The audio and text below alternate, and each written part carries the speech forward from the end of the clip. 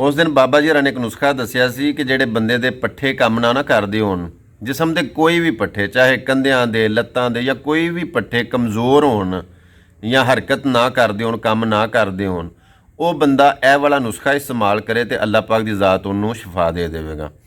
ਅਕਸਰ ਲੋਕ ਮੈਨੂੰ ਪਿਆਰ ਦੇ ਸਨ, ਕਮੈਂਟਾਂ ਦੇ ਵਿੱਚ ਵੀ, ਕਾਲ ਦੇ ਵਿੱਚ ਵੀ, ਯਾਨੀ ਕਿ ਮੈਸੇਜਾਂ ਦੇ ਵਿੱਚ ਵੀ ਆਉਂਦੇ ਸਨ ਕਿ ਸਾਨੂੰ ਸਮਝ ਨਹੀਂ ਆਈ ਉਹਨਾਂ ਦੀ ਗੱਲ ਦੀ, ਕਿਉਂਕਿ ਆਵਾਜ਼ ਕਲੀਅਰ ਨਹੀਂ ਸੀ ਹੈ।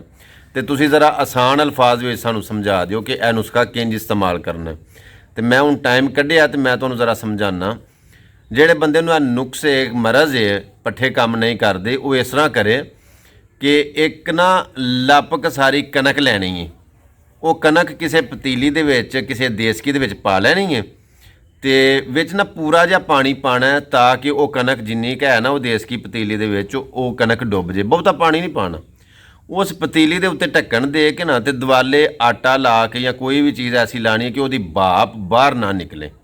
ਉਸ ਕਣਕ ਵਾਲੀ ਪਤੀਲੀ ਨੂੰ ਅੱਗ ਦੇ ਉੱਤੇ ਚਾੜ ਛੱਡਣਾ ਤਾਂ ਕਿ ਉਹ ਕਣਕ ਉਬਾਲੇ ਖਾਣ ਲੱਗ ਪਵੇ। ਜਦੋਂ ਪਤਾ ਲੱਗੇ ਨਾ ਕਿ ਵਾਵਾ ਝੱਟ ਹੋ ਗਿਆ, ਹੁਣ ਕਣਕ ਰਿੱਝ ਗਈ ਵਿੱਚ, ਭਾਪ ਵਾਵਾ ਬਣ ਗਈ, ਲੇਕਿਨ ਵੇਖਣਾ ਭਾਪ ਬਾਹਰ ਨਾ ਨਿਕਲੇ। ਫਿਰ ਤੁਸੀਂ ਇੱਕ ਕੰਮ ਕਰਨਾ ਕਿ ਇੱਕ ਦੇਸੀ ਆਂਡਾ ਲੈ ਕੇ ਤੇ ਇੱਕ ਛਟਾਕੀ ਇੱਕ ਘਿਓ ਲੈ ਕੇ ਉਹ ਦੁੱਧ ਦੇ ਵਿੱਚ ਪਾ ਕੇ ਨਾ ਤੇ ਫੈਂਟ ਲੈਣਾ। ਉਹਨੂੰ ਆਉਂਦੇ ਨੇ ਝੋਲ। ਉਹ ਝੋਲ ਜਿਹਾ ਤੁਸੀਂ ਬਣਾ ਲੈਣਾ। ਜਿਹੜੇ ਬੰਦੇ ਨੂੰ ਮਰਜ਼ ਹੈ ਨਾ, ਨੁਕਸ ਹੈ ਪੱਠਿਆਂ ਦਾ, ਉਸ ਬੰਦੇ ਨੂੰ ਉਹ ਝੋਲ ਪਿਆ ਛੱਡਣਾ। ਅੱਜ ਕੱਲ੍ਹ ਗਰਮੀ ਲੰਘ ਗਈ ਹੈ, ਹੁਣ ਅੱਗੋਂ ਸਰਦੀ ਆਉਂਦੀ ਹੈ ਪਈ ਤੇ ਸਿਖਾ ਜਾਈਏਗਾ, ਲੇਕਿਨ ਵਾਹਵਾ ਮਤਲਬ ਜ਼ਿਆਦਾ ਵੀ ਨਾ ਹੋਵੇ ਤੇ ਥੋੜ੍ਹਾ ਵੀ ਨਾ ਹੋਵੇ, ਓਨਾ ਕੁ ਲੈਣਾ ਕਿ ਜਿੰਨਾ ਕੋ ਪਚਾ ਲਵੇ, ਸਹਾਰ ਜਾਵੇ। ਉਸ ਬੰਦੇ ਨੂੰ ਪਿਆ ਕੇ ਨਾ ਤੇ ਅਗਲਾ ਕੰਮ ਤੁਸੀਂ ਇਸ ਤਰ੍ਹਾਂ ਕਰਨਾ ਹੈ। ਅਗਲਾ ਕੰਮ ਇਸੇ ਤਰ੍ਹਾਂ ਕਰਨਾ ਐਵੇਂ ਵੀ ਇਹ ਮੰਜੀ ਲੈ ਕੇ ਨਾ ਇੱਕ ਤੇ ਮੰਜੀ ਦੇ ਦੁਆਲੇ ਇਹ ਇੰਜ ਨਾ ਚਾਦਰਾਂ ਲਾ ਲੈਣੀਆਂ ਨੇ। ਮੰਜੀ ਦੇ ਚਾਰ ਚਫੇਰੇ ਇੰਜ ਚਾਦਰਾਂ ਲਾ ਲੈਣੀਆਂ ਨੇ ਤੇ ਇੱਕ ਚਾਦਰ ਠੱਪ ਕੇ ਤੇ ਅੱਧੀ ਮੰਜੀ ਦੇ ਉੱਤੇ ਪਾਣੀ ਹੈ, ਅੱਧੀ ਮੰਜੀਆਂ 'ਚ ਖਾਲੀ ਰਵੇ। ਉਹ ਜਿਹੜੇ ਬੰਦੇ ਨੇ ਉਹ ਝੋਲ ਜਿਹਾ ਪੀਤਾ ਹੈ ਨਾ, ਉਸ ਬੰਦੇ ਨੂੰ ਇਹ ਖਾਲੀ ਜਗ੍ਹਾ ਦੇ ਉੱਤੇ ਲਟਾਉਣਾ।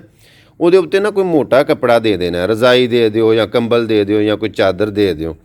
ਹੁਣ ਉਹ ਜਿਹੜੀ ਪਤੀਲੀ ਜਿਹਦੇ ਵਿੱਚ ਤੁਸੀਂ ਉਹ ਕਣਕ ਪਾਈ ਸੀ ਤੇ ਉਹ ਮਤਲਬ ਭਾਪ ਜਿਹੀ ਬਣੀ ਸੀ ਨਾ, ਉਹਨੂੰ ਇਹ ਚਾਦਰ ਚੁੱਕ ਕੇ ਨਾ, ਐਂ ਚਾਦਰ ਚੁੱਕ ਕੇ ਤੇ ਥੱਲੇ ਵਾੜਨਾ ਤੇ ਉਹਦਾ ਢੱਕਣ ਉਦੋਂ ਪੁੱਟਣਾ ਵੇ ਜਦੋਂ ਮਤਲਬ ਐਂ ਸਹੀ ਥੱਲੇ ਹੋ ਜਾਵੇ। ਉਸ ਬੰਦੇ ਦੇ ਢੱਕਣ ਪੁੱਟਣਾ ਤਾਂ ਕਿ ਉਹ ਜਿਹੜੀ ਭਾਪ ਹੈ ਨਾ, ਜਿਹੜੀ ਉਹ ਵਾੜ ਹੈ, ਉਹ ਇਸ ਬੰਦੇ ਨੂੰ ਮਿਲੇ।